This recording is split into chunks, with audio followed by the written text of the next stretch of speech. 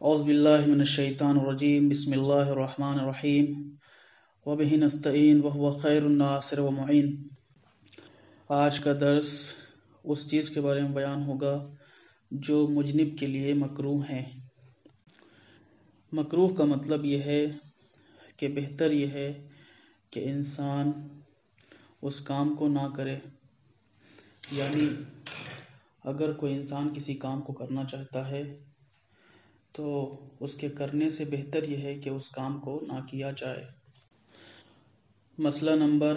362 میں بیان ہوتا ہے کہ 9 چیزیں مجنب شخص کے لیے مکروہ ہیں۔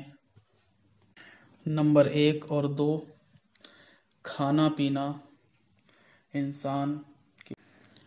وہ شخص کہ جو مجنب ہو گیا ہو، ایسے شخص کے لیے کھانا پینا مکروہ ہے،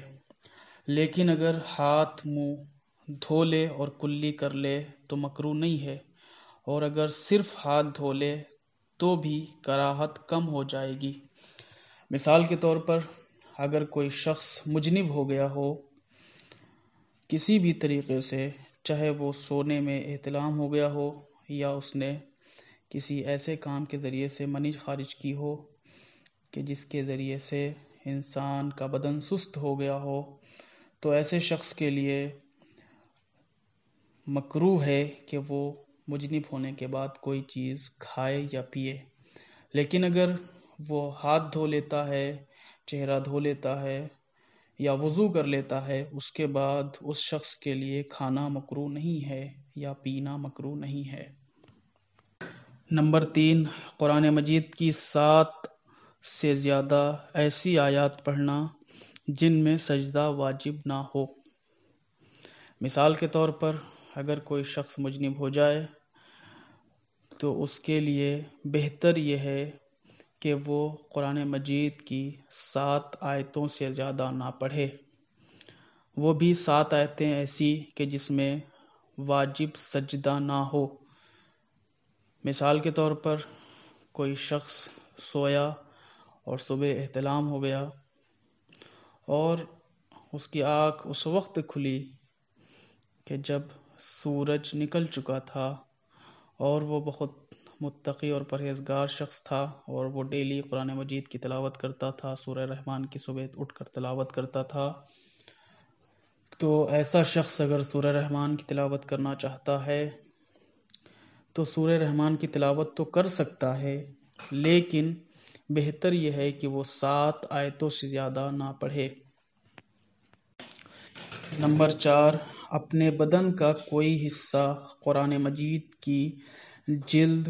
حاشیہ، الفاظ کی درمیانی جگہ سے چھونا۔ مثال کے طور پہ کہ اگر کوئی شخص مجنب ہو جائے جس کی منی خارج ہو جائے، اگر وہ شخص قرآن کو چھونا چاہتا ہو، قرآن کو ایک جگہ سے اٹھا کر دوسری جگہ رکھنا چاہتا ہو، یعنی قرآن کے حروف کو نہیں چھونا چاہتا لیکن صرف قرآن کو اٹھا کر ایک جگہ سے دوسری جگہ منتقل کرنا چاہتا ہو، یا قرآن مجید کے جو حاشیہ لگا ہوتا ہے اس کو چھونا چاہتا ہو کیونکہ اس کو چھونا حرام نہیں ہے، یا اسی طریقے سے الفاظ کے درمیان جو سادی جگہ، خالی جگہ چھوٹ جاتی ہے، اگر اسے چھونا چاہتا ہے تو وہ بھی چھو سکتا ہے، لیکن بہتر یہ ہے کہ نہ چھوئے، یعنی اس کے لیے چھونا مکروہ ہے۔ نمبر 5، قرآن مجید اپنے ساتھ رکھنا، یعنی مجنب شخص کے لیے مکروہ ہے کہ مجنب ہونے کے بعد وہ قرآن مجید کو اپنے ساتھ رکھے۔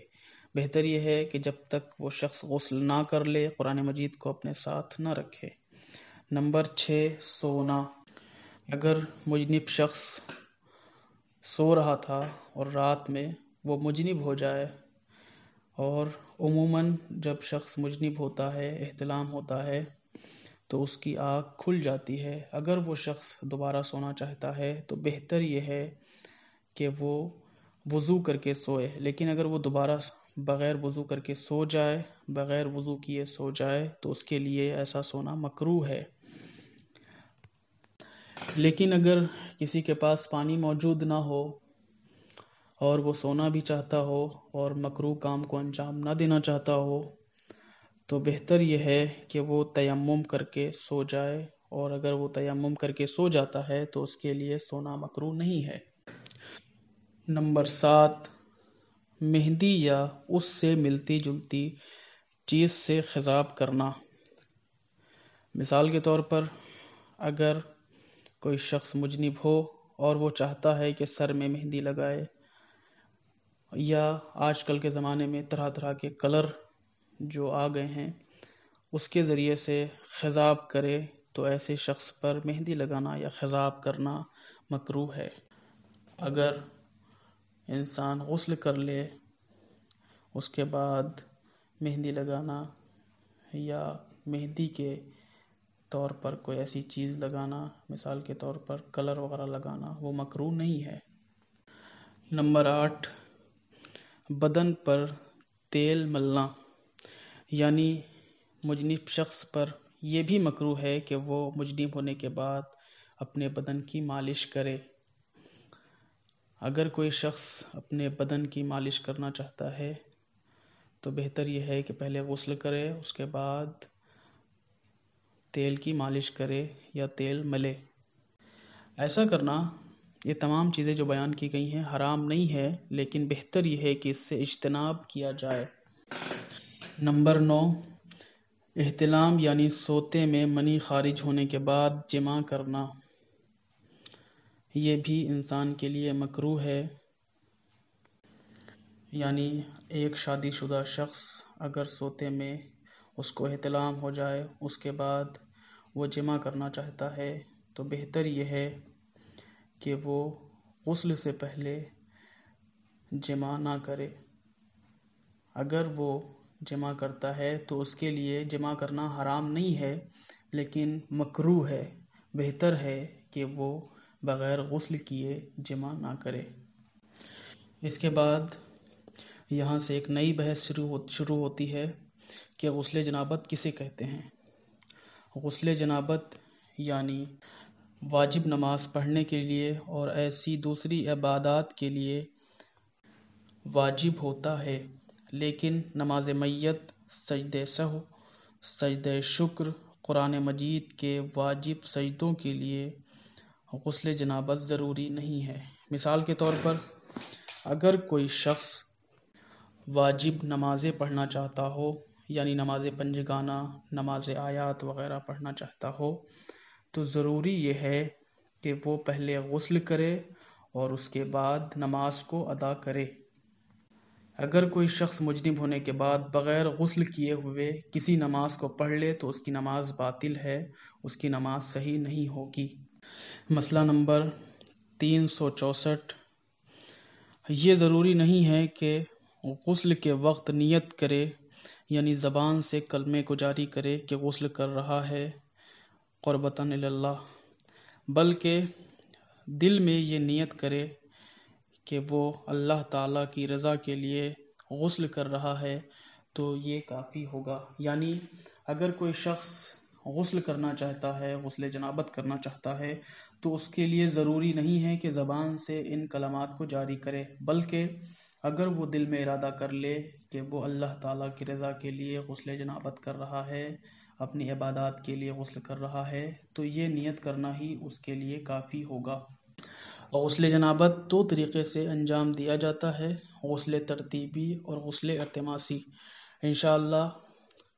کل اس کے بارے میں بیان کیا جائے گا کہ کس کس طریقے سے غسل ترتیبی اور غسل التماسی کو انجام دیا جاتا ہے۔ لہٰذا بہت سارے ایسے مسائل ہیں کہ جن کو وضاحت کے طور سے بیان نہیں کیا جا سکتا، وہ مسائل صرف خواتین کے لیے مخصوص ہیں۔ اگر سبھی لوگ متفق ہوں گے تو تھوڑے تھوڑے مسائل بغیر وضاحت کے بیان کر دیے جائیں گے تاکہ لوگ اپنے فریضے کو جان سکیں اور اس پر عمل پیرا ہو سکیں۔ اگر لوگ یہ چاہیں گے کہ وہ مسائل تھوڑے تھوڑے بیان کیے جائیں تو پرسنل پر میسج کر کے بتا دیں تاکہ ان کو ان کے وقت پہ بیان کیا جا سکے گا۔ 100 درس مکمل ہونے کے بعد انشاءاللہ ممکن ہے کہ وہ مسابقہ جو زیارت کے لیے کرایا جائے گا انہی درس سے کرایا جائے۔ اس لیے ضروری یہ ہے کہ آپ سب بغور ان درسوں کو سنتے رہیں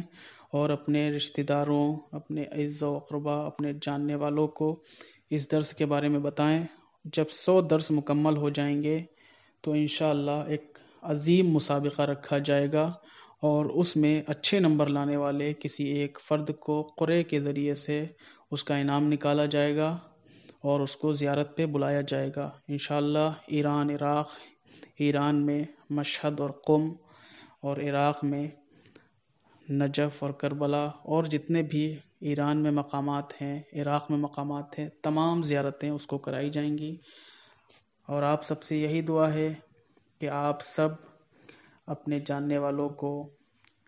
اس چیز کی طرف دعوت دیں، اور جو ہو سکے علم کے ذریعے سے لوگوں کو اس گروپ میں شامل کرنے کے ذریعے یا کسی بھی طریقے کی اگر مدد کر سکتے ہیں تو ضرور کریں۔ یہ آپ سب کا ہی ادارہ ہے، یہ آپ سب کے ہی گروپ ہیں، لہٰذا آپ سب کا فریضہ ہے کہ اپنا گروپ سمجھتے ہوئے، اپنا ادارہ سمجھتے ہوئے اس کی مدد کریں اور لوگوں کو شامل کریں، لوگوں کو اس چیز کے بارے میں بتائیں تاکہ لوگ زیادہ سے زیادہ شامل ہو کر دین کی راہ میں کام کر سکیں۔ وآخر الدعوانا ان الحمد للہ رب العالمین۔